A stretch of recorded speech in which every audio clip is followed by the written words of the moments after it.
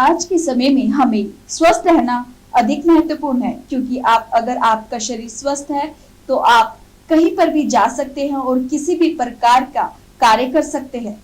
आप हमारे स्पेशल कार्यक्रम स्वास्थ्य कार्यक्रम के माध्यम से आयुर्वेदा तरीके से किस प्रकार स्वस्थ रह जाए ये देखते ही रहते हैं, क्योंकि हमारे साथ रोज होते हैं डॉक्टर विकास गुप्ता और डॉक्टर रजनी गुप्ता, जो कि एक घर घर आयुर्वेदा पहुंचाने का बहुत बड़ा संकल्प लेकर चल रहे हैं और साथ में आयुर्वेदा तरीके से आपको बिल्कुल स्वस्थ रखते हैं।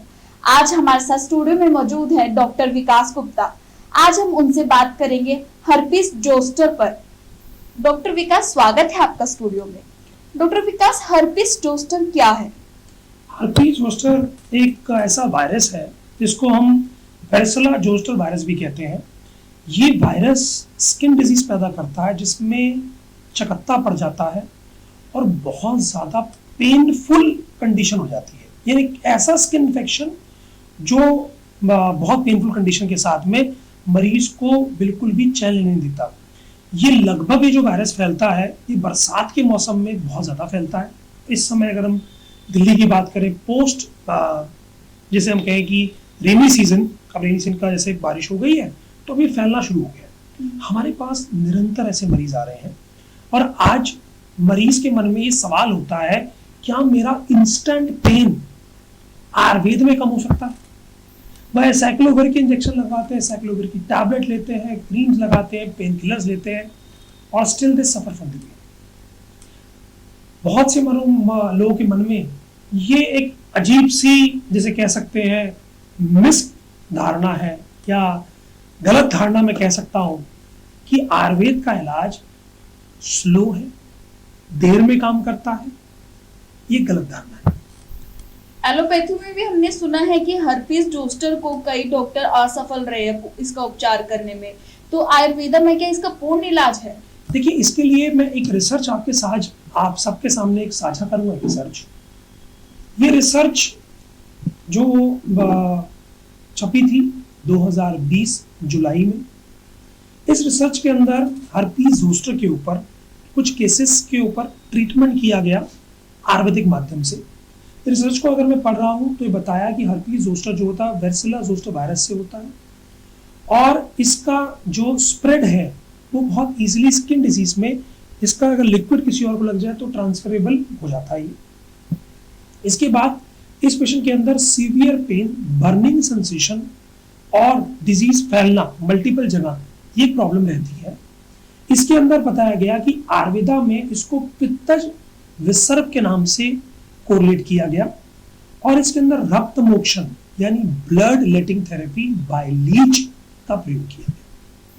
लीच की थेरेपी 65 साल के फीमेल थी जिनको टाइप 2 डायबिटीज हुआ। नागपुर के एक अस्पताल में आए जहां पर अक्यूट फेज में इस पेशेंट को ऑलरेडी वो कई दिन से एसाइक्लोविर ले रही थी।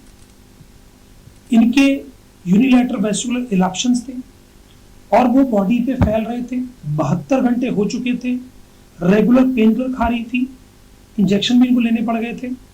और इसके अंदर इस वायरस के अंदर क्या कंडीशन हुई कि जब इनको लगा कि मेरे को एलोपैथिक ड्रग जो मैं साइक्लोविर 400 mg 5 टाइम्स तक पहुंच गई है लेते, मतलब दिन में 5 बार, इतनी ज्यादा हैवी डोज लेने के बाद भी, साथ में ज़ीरोडॉल एसपी की टैबलेट लेने के बाद भी इनको आराम नहीं पड़ा, तब इनको इमीडिएटली लीच थेरेपी को दिया गया। लीच थेरेपी देने के बाद जो रिजल्ट इसमें रिकॉर्ड है वो पाया गया कि लीच थेरेपी खत्म होते होते in with in 2 hours patient का पेन ऑलमोस्ट 90% तक कम हो गया पहली सिटिंग के अंदर। उसके बाद सेकंड सिटिंग और थर्ड सिटिंग, जैसी तीसरी सिटिंग आई, तीसरी सिटिंग तक पेशेंट ऑलमोस्ट हील करके ठीक हो गया। यानी बिना किसी पेन किलर टैबलेट के, बिना साइक्लोविर के भी हर्पीस जोस्टर का इलाज संभव इस रिसर्च में प्रूवन किया गया। संध्या मेडिसिटी में भी जैसे कि हर्पीस जोस्टर से कई जितने भी मरीज हैं उन्होंने कई मरीजों ने इसका लाभ उठाया और साथ में अपनी बीमारी से बिल्कुल मुक्ति पाई है, तो क्या कहना चाहेंगे इस पर? मैम, हमने इसी रिसर्च के पैरामीटर के ऊपर ही काम किया और पेशेंट की सबसे पहले तो वात पित्त दोष को, रक्त दोष को, त्वच के स्थान को उसको देखा, उसकी प्रॉपर क्लीनिंग करी, देन अप्लाइड लीच करी और हमने समझा कि इस पेशेंट को कुछ ओरल ड्रग्स की भी आवश्यकता है, जिसमें हमने ऐसे पेशेंट को शतावरी चूर्ण, गोखरू, लोद्र और रसायन की चिकित्सा साथ में पेशेंट को दी।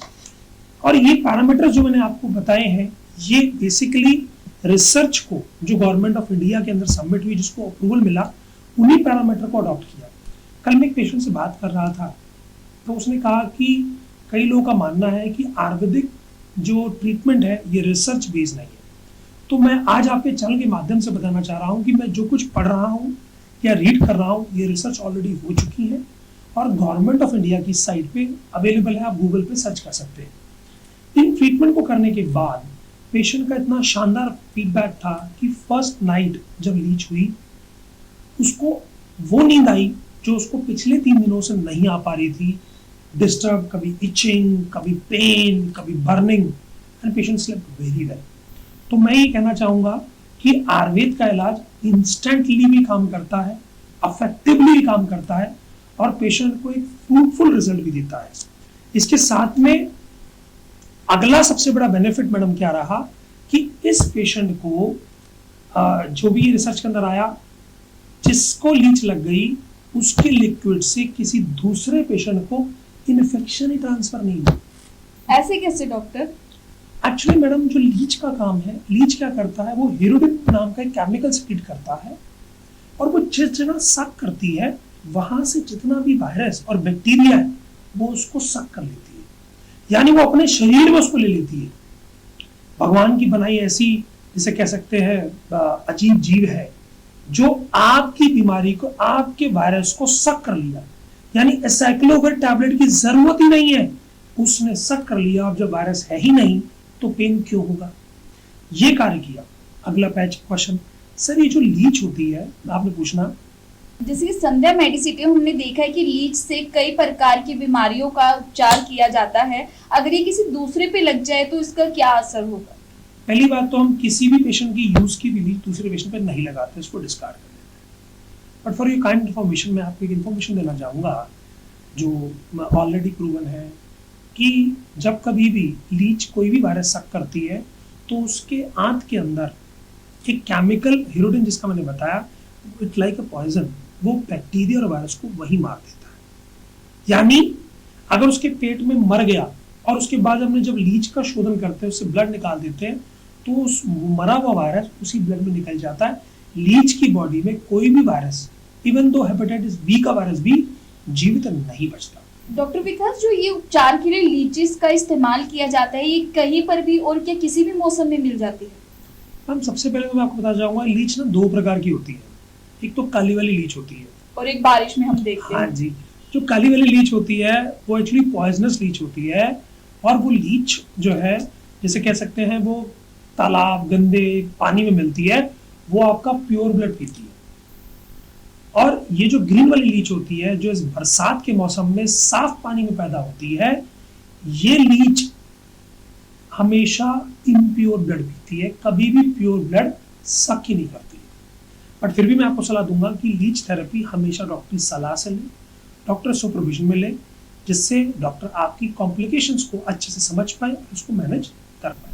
अगर आपको भी लीच थेरेपी की आवश्यकता है तो आप संध्या मेडिसिटी की किसी भी हेल्थ केयर सेंटर पे जाकर लीच थेरेपी ले सकते हैं, जहां पर आपको डॉक्टर्स द्वारा पूरा उपचार दिया जाएगा।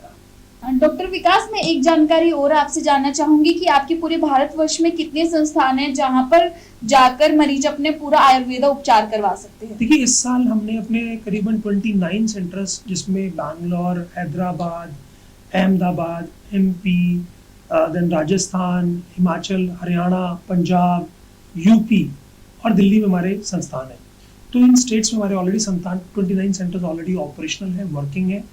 आप हमारे संस्थान में आकर ये चिकित्सा प्राप्त कर सकते हैं। किसी भी संस्थान की जानकारी प्राप्त करने के लिए नीचे दिए गए नंबर पे आप संपर्क भी कर सकते हैं। ताज़ा तरीन खबरों को जानने के लिए अभी टाइप करें दिव्य दिल्ली न्यूज़। नीचे दिए गए सब्सक्राइब बटन को दबाएं और नोटिफिकेशन के लिए दिए गए बेल आइकन को क्लिक करें। हमारे वीडियोस को लाइक, शेयर और कमेंट करना ना भूलें।